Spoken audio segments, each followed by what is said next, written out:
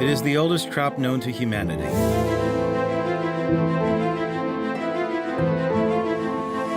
It was cultivated by ancient civilizations about 12,000 years ago and used as food and medicine for at least 2,500 years.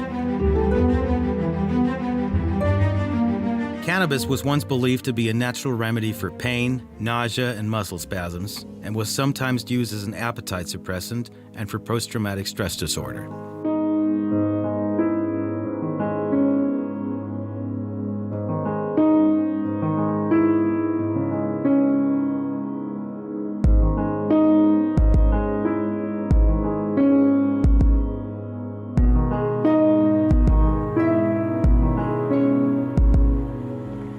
However, countless studies have shown that cannabis may cause serious health risks, worse than cocaine in the case of repeated addiction, especially if it begins at an early age. This was confirmed by a psychiatrist at the University of Ottawa, Marcus Salmi.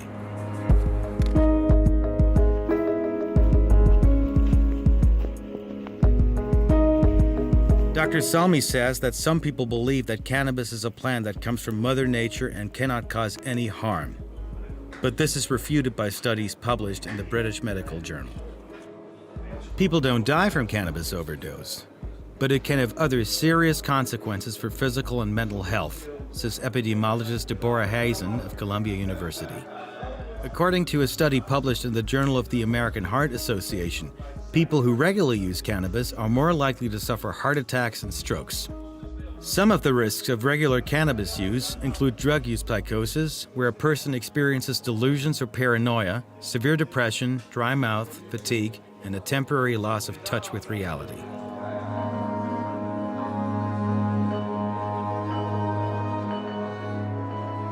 Now we've noticed that people who are using cannabis are using stronger cannabis than, for example, the type of cannabis that was available in the 60s and 70s in terms of the THC content, or the actual active ingredient that make people hallucinate or feel relaxed or feel that they're going through a good time. And at the same time, also people who use cannabis have been noticed to have overall poorer health and being admitted to hospital more often. They're also associated with smoking or with more drinking or with more use of other drugs. So overall, with the legalization happening in many countries, we're learning more and more about how cannabis use is developing and growing, whether among young people or older people. And I believe it will continue to be a drug that's available, and most likely a society will accept it just like we accepted alcohol. But to say it is a harmless drug that everybody should be using without worry is definitely not something that I advocate or that the medical profession in general supports. Did you know that alcohol consumption is prohibited in most public places in Amsterdam?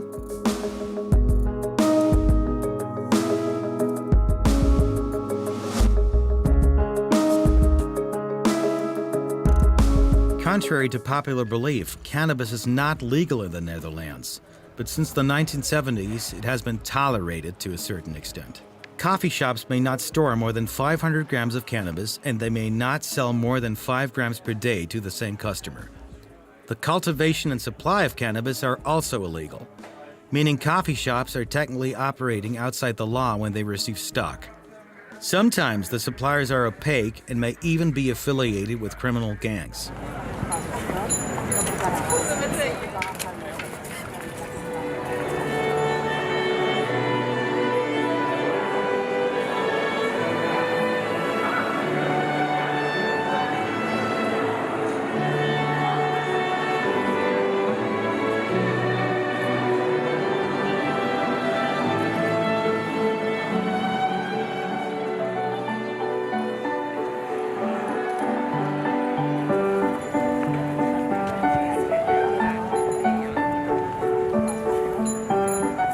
The homeland of Vincent van Gogh, Tiesto, and Rem Koolhaas.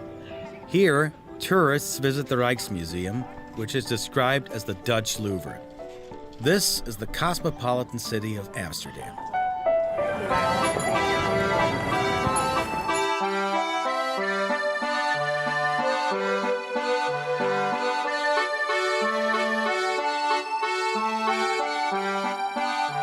The Netherlands, despite its small size, is a global agricultural powerhouse and a major exporter, earning it the nickname the grocery store of Europe.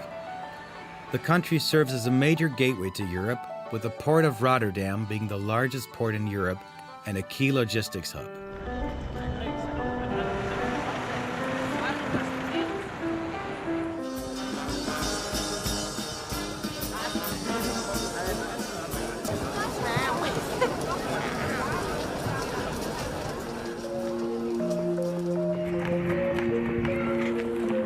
Amsterdam, the Netherlands' most famous city and cultural capital, is also one of Europe's most prominent financial centers. The city of canals, museums, and theaters is visited by millions of people every year. But what percentage of these tourists visit for the smoking freedom in its coffee shops? While the Netherlands was the first country in the world to allow the free use of cannabis in public since the late 1970s, with conditions and restrictions, this policy was intended by the government to limit the risks of hard drug addiction. However, in recent years, the Netherlands has been plagued by the growing influence of powerful drug gangs and the violence of organized crime.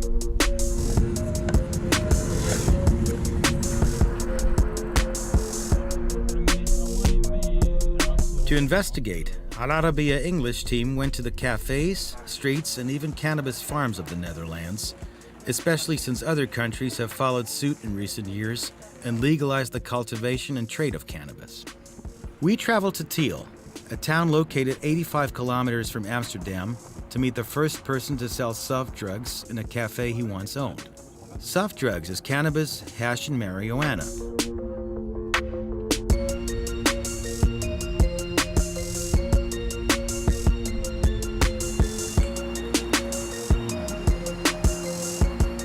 Werner Bruning, who opened Malo Yalo in 1973, the first coffee shop in Amsterdam to sell soft drugs. This coffee shop system partially was set up as such that one of us would pretend he was just a visitor, sitting in front of the bar and selling hash grass. And that I, as an owner, allowed this guy to do so because he gave me a lot of smoke if I wanted and so, things like that. You can suggest a kind of a fairy tale. And that made it impossible to close the shop down because they could arrest the dealer, but they couldn't arrest me. I was the owner who was saying, "Oh, I don't know, I don't care either," and that was it. And then they made it combined the two things, and said anybody in that shop who is selling hash and grass is supposed to be one of the employees of that shop. So there is a link. And they said, okay, we'll leave all the shops that are existing open. We give them sort of a permit, but only under certain rules. And if you don't obey those rules, we'll shut you down anyway. While Yari studied hotel management at one of the most famous universities in the Netherlands and follows a modern approach in managing cannabis cafes that he and his brother inherited from their family in Amsterdam, Yari also confirmed Warner's words. And it wasn't really allowed, but it was the 80s, it was the 70s, and the government was looking the other way. And since it didn't do really much harm, then came the decriminalization policy of the Netherlands. Ever since, they've never changed this policy, which is weird because the conditions are very different now than they were 40 years ago. Cannabis was first criminalized in the Netherlands in 1953, following previous laws against its import and export in 1928. In 1972, the Dutch government classified drugs into two categories: more dangerous and less dangerous, with cannabis falling into the less dangerous category. Accordingly, possession of 30 grams or less was considered a misdemeanor. This approach aims to keep cannabis trafficking out of the hands of criminals and reduce users' exposure to hard drugs.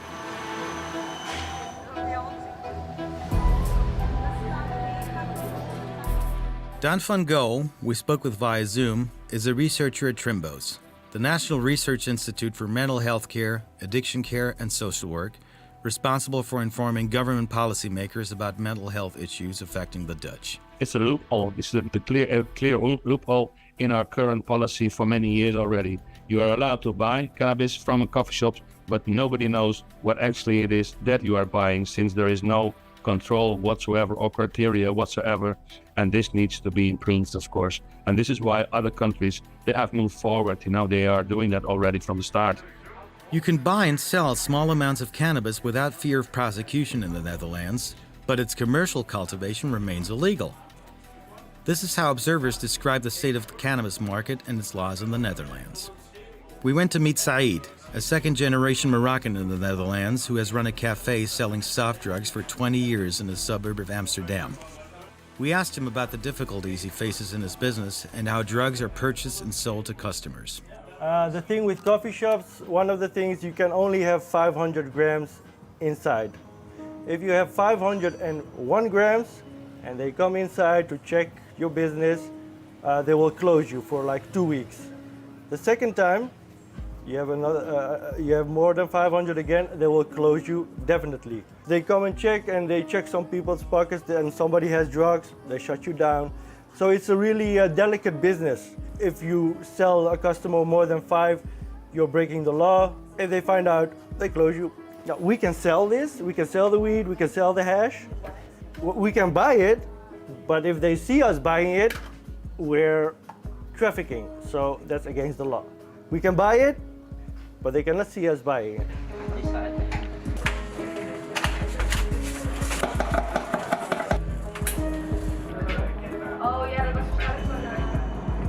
The Dutch Opium Law prohibits the cultivation, sale, delivery, carrying, and transportation of narcotics within or outside the Netherlands, except for the use and sale of cannabis under specific circumstances and conditions. These conflicting laws in the Netherlands mean that a cafe owner cannot obtain a bank loan, as can a bar owner who sells alcohol. This policy forces them to convert their white money into black money. Everything that happens in the coffee shop, completely transparent. There's a stigma. People think that we launder money, but actually nowadays we make money black. Because what happens, 70% of everybody that comes in here, they pay with a debit card, with online money. But all the weed that we buy, or all the cannabis we buy, we need to do cash. So I cannot go to a grower and pay with my bank card. So what do? We go get 10 bank cards and every day go to the ATM, get the money from the ATM. So I have white money on my account. I take it out of the ATM with thousands at a time, and then it's black again, right? It's because it's disappeared. And then I can use it to pay the grower or the supplier for the cannabis.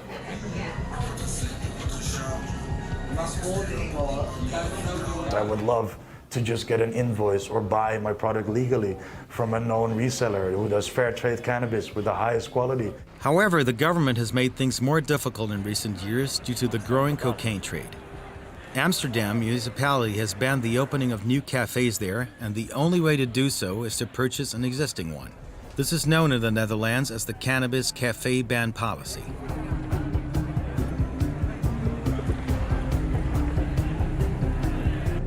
For years, they tried to extinct coffee shop.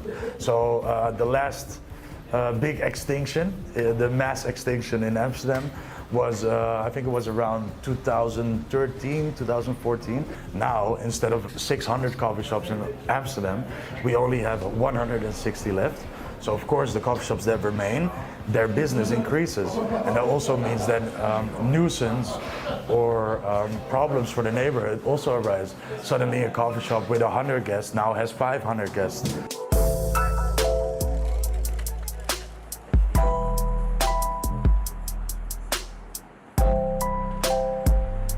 The mayor of Amsterdam wants to attract tourists to the city's wealth, beauty, cultural institutions, and art museums. She sees a large cannabis market with many links to organized crime. An investigative journalist, famous for his investigations into hard drug smuggling in the port of Rotterdam, was assassinated. In full view of everyone, he was shot dead in the middle of Amsterdam.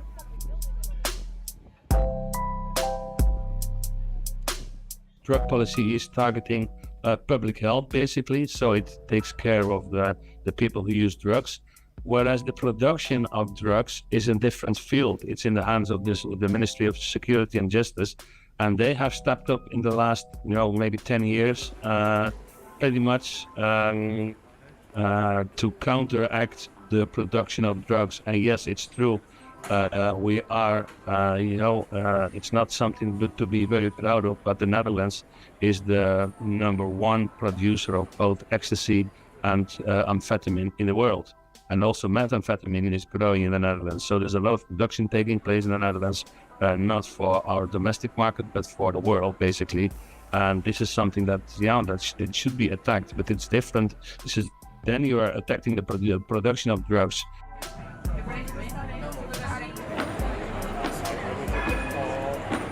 Nightlife in Amsterdam is distinguished and noisy in the city center. Although smoking cannabis is prohibited on the street, those walking here often smell the lingering odor of drugs emanating from the ubiquitous cafes. As we wandered around the city, we found numerous shops selling smoking paraphernalia, narcotic mushrooms, and cannabis oils. We also found several private museums that chronicle the history of cannabis smoking tools throughout the ages. At the end of the visit, visitors could purchase seeds of various varieties.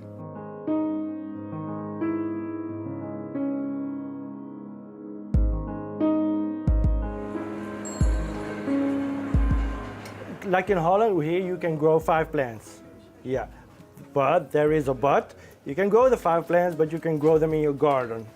So you can grow the 5 plants outside. But once you grow them inside to make good weed, stronger weed, that's more effective weed, it's not allowed.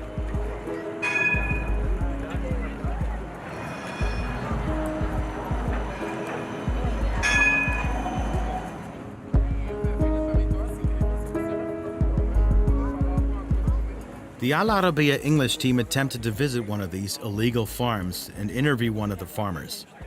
However, the cafe owners denied knowing anyone, but confirmed the high-quality narcotic herbs they purchased from Canada, the United States, and Spain due to the legalization of their cultivation there.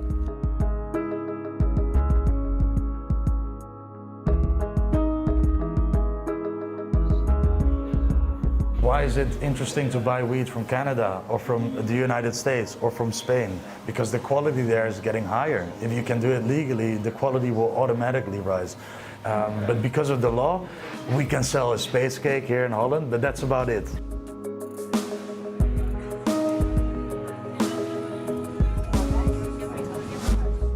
The concern confirmed by everyone we spoke with was that the Netherlands would lose its status as other countries such as Canada, the United States, Spain, Belgium, Austria, and the Czech Republic legalized drug selling and cultivation.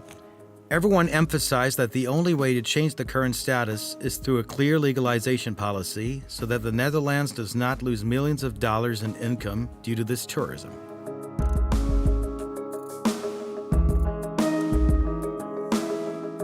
So how can a coffee shop have 30 strains on the menu with only 500 grams? It's not like people come in and bring 10 grams all the time. No, a coffee shop needs to buy kilos. So somewhere the weed is being stashed and all of a sudden it drops out of the sky in the shop and it's legal. And all the steps that happened before that, we don't talk about in Holland. We don't want to know. But I think it's important that we do come to know and that we do check all these steps and make sure that the right steps are being taken and there's no more contamination.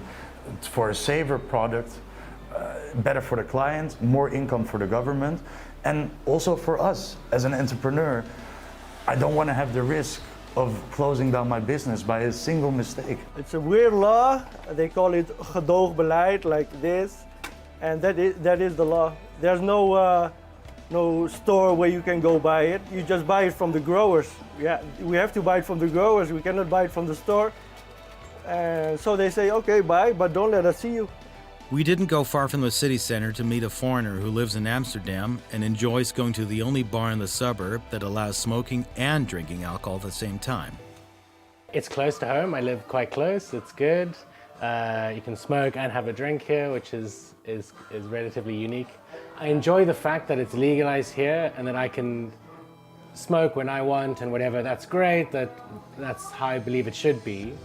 But I think I probably prefer a system where I know the supply chain better, right? Like, where has this come from? Who's grown it? Has everyone along the supply chain been equally paid and for their labor and for how's it got here?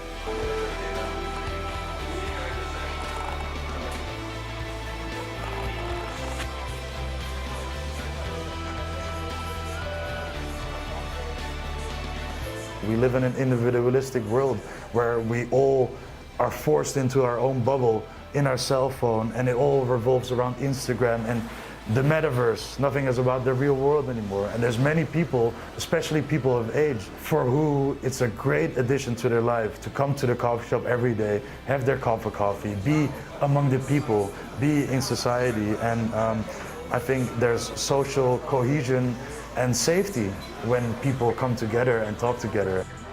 This project, the legalization of cannabis in the Netherlands, represents a pivotal moment in the history of drug policy in the country, and its success or failure could ultimately shape the future of cannabis policy, not only in the Netherlands, but also in other parts of the world. We spoke with researcher Dan van Ka about the government's future policy regarding the legalization and cultivation of cannabis. We're doing experiments with the municipalities, whatever the supply of the cannabis will be regulated by a few cultivators, so to speak, and we will see what the effects will be of that.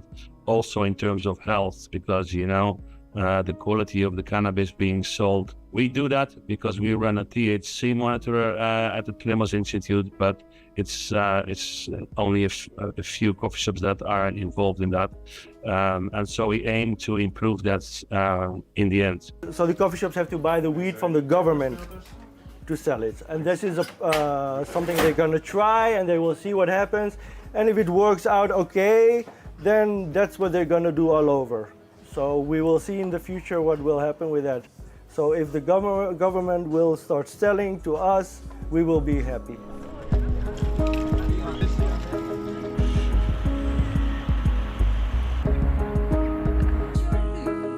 The Dutch Cannabis Legalization Project, which launched its pilot phase in late 2023, required regulating the sale of permitted cannabis. Farmers and traders demanded a law that would protect them and regulate their work in this field, but the project was full of challenges. Warner, who gave up his coffee shop business and importing herbs and bulbs for cultivation, now confines himself to treating people with cannabis oils and teaching them how to make THC oil. I do medical marijuana, and I promote the usage of medical marijuana oil because these people don't do it for fun. They do it because they have no other regular solution. This place is a place where we train people to make their own THC oil. I developed an apparatus, a machine, that's called the Narrator, and we teach people how to make it themselves. The course is 2 hours. People come to this course, we tell them to go to the coffee shop first, buy 5 grams of grass, and process it while we're here during the class. Then they've made their own oil for the first time in their life.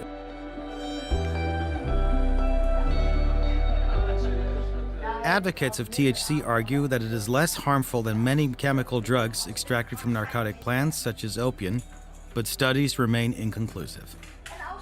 I realized that the active substance, THC, was mainly present in the oil that covers the cannabis.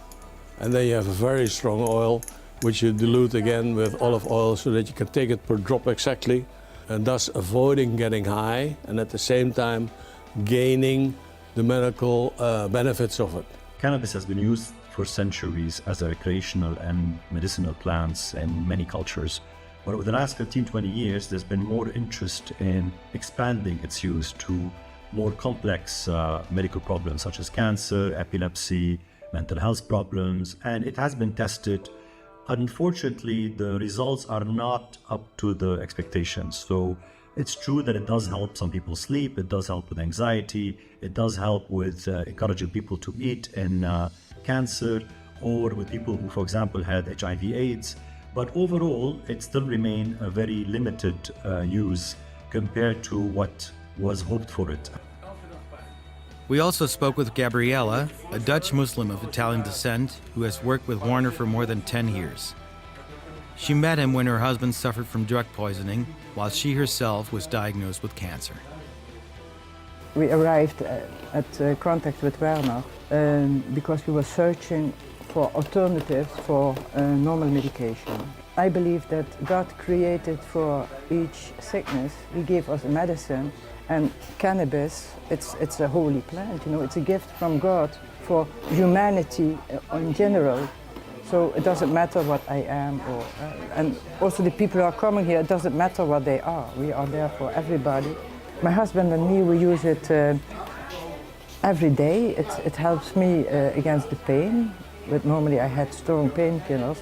And my husband has, he was poisoned by medication. So now we only use natural things that God gave us. Some illnesses drive their sufferers or their families to seek any means to alleviate their physical and psychological pain and suffering, even if the methods aren't guaranteed or reliable. This is part of what Gerard, a retired pharmacist, had to say when he came to learn how to make oil because he hadn't learned it in his academic studies. He believes herbal medicine can greatly help people. So that's the reason that I'm here, because I have a friend. He has prostate cancer. He has a lot of pain. For myself also, I have also pain in the back and have sleeping problems. So I learned about THC, and now I'm making the oil so that I can give it to my friend and make it for myself. I think for plant medicine in general, there should be more attention. So this is a plant medicine, and it shouldn't be handled like now, forbidden. We do consider it, as psychiatrists, a plant that is maybe less harmful than what we thought decades ago in terms of addiction. There are definitely more addictive drugs than it, but at the same time, it is actually quite a serious drug when it comes to psychosis, for example, and creating anxiety in certain people and disrupting overall functioning and motivation.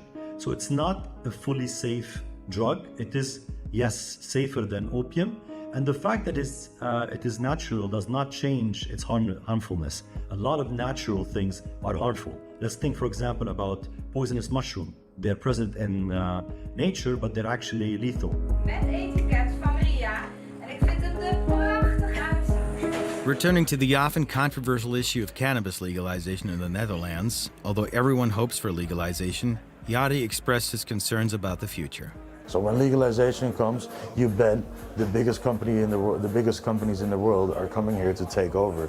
There are huge American companies that have so much financial power that they could take over the complete Dutch market with the two of them, you know, and they will.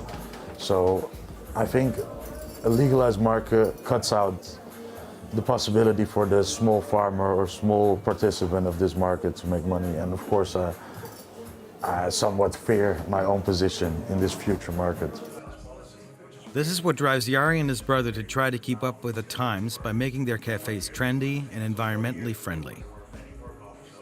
Indeed, they have established the first facility in the Netherlands, and perhaps in the world, to educate employees about the importance, characteristics, and types of various narcotic herbs with help from the Dutch government. We made the training together with a biochemist. So she finished her master's or her doctorandus, her master degree, and afterward doctorandus, specifically in the biochemistry of cannabis. So what you do, you get a sample of the marijuana, you test it, you send it to a lab. And in the laboratory, they can see if there's contamination, or they used particular spray, or maybe they didn't cure it well, or maybe there's mold inside. You know, moldy weed is very dangerous. And some of the big trends I saw were healthy lifestyle and sustainability, also a big thing. All the governments are pushing sustainability more and more. And before the government comes with any rules for me, I want to have done all the measures. So I'm trying to become the first carbon neutral coffee shop worldwide.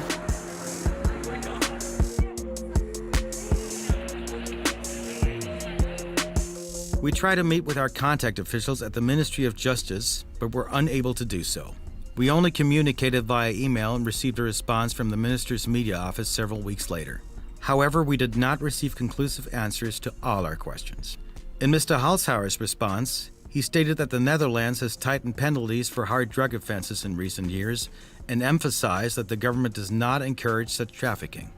This is why we wanted to reduce the number of people coming from abroad to our coffee shops, because we believe it's national problem, and we cannot be the supplier of drugs for Western Europe or something like that.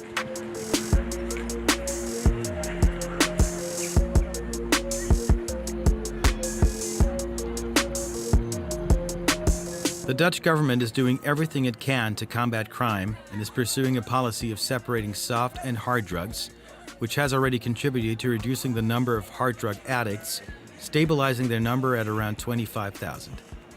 In the Netherlands, addicts are classified as patients, not criminals. Therefore, hard drug use is a health problem that is addressed through a rehabilitation program for addicts, which provides free drug doses and helps them gradually wean themselves off these drugs. But the Netherlands wants to change this image. What it is now focusing on is encouraging cultural and artistic tourism and strolling through its streets and historic neighborhoods rather than drug tourism.